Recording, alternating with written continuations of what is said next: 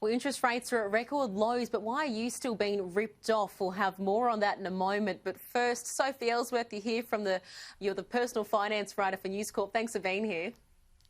Thanks for having me, Andrea. So if we'll get to that in a moment, but first, Victoria, the banks have been booted from schools. Now, I still remember having a little Dolomites account as a kid, but that's sort of no longer now in Victoria.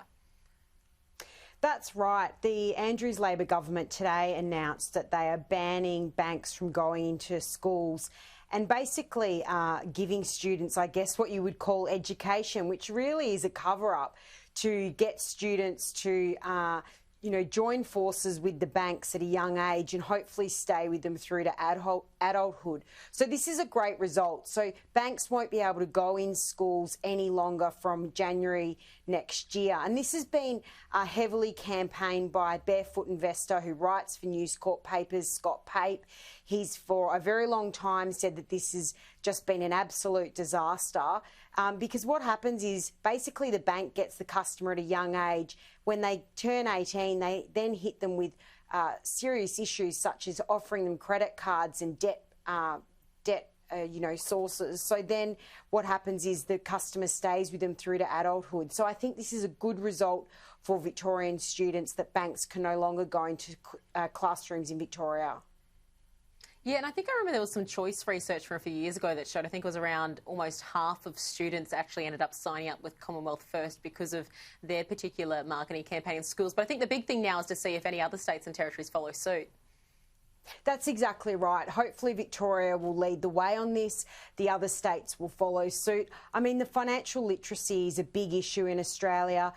There was a Hilda report out a couple of years ago that quizzed Australians on 5 basic money management questions, things about interest rates and the share market. And over half of those respondents got the answers wrong. I mean, a lot of people lack financial literacy, and this can really hinder them at adulthood, where they actually make serious problems with their finances, which can lead them into serious debt down the track. So this is a very good move today. Sophie, also today we've seen the federal government has extended the home builders scheme to March 31. That's right, Andrea. So the federal government's announced the extension of the program through until the end of March. It was due to end December 31. It is being scaled back from 25,000 to 15,000 from January 1. It's available to people purchasing new builds or doing significant renovations of over $150,000. Now, this is obviously to help stimulate the economy.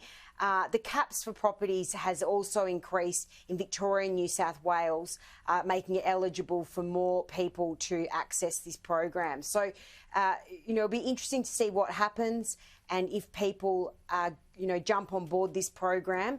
But obviously, the anticipation is that more people will, and it will help stimulate the economy. Will be interesting. We also saw the federal government copying a lot of flack over why they weren't putting the money into social housing, but again, pushing that onto the states, where, of course, we've seen Victoria is putting $5 billion into it. But lastly, Sophie, we've had record low interest rates. Some people are still being gouged. How much or what rate, if you're paying, is too much? Andrew, I did a report on this in News Corp papers, which showed the average home loan rate that customers are paying is 3.65%. Now, for owner-occupiers paying principal and interest, anything above 3% is way too much at the moment. So there's deals out there on screen now you can see below the 2% mark. I really encourage borrowers to phone up their banks. I phoned my bank just last week. I asked them to drop my home loan rate, and they did it on the spot. So you can ring up. You have to ask to speak to the home loan retention team. Ask them to drop your rate or tell them you're going to go elsewhere. The home loan market is extremely competitive at the moment.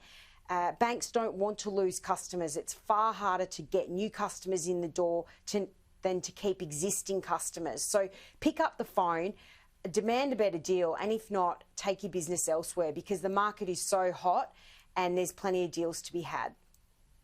So I hope this isn't too much of a personal question, but how much did you manage to knock off yours? No, not at all. So I was paying an interest rate of 2.77%, and they've knocked that down to 2.63%.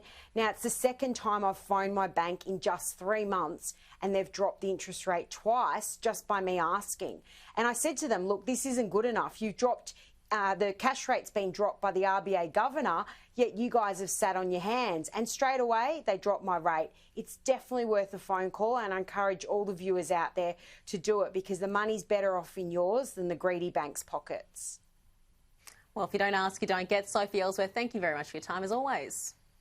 Thanks, Andrea.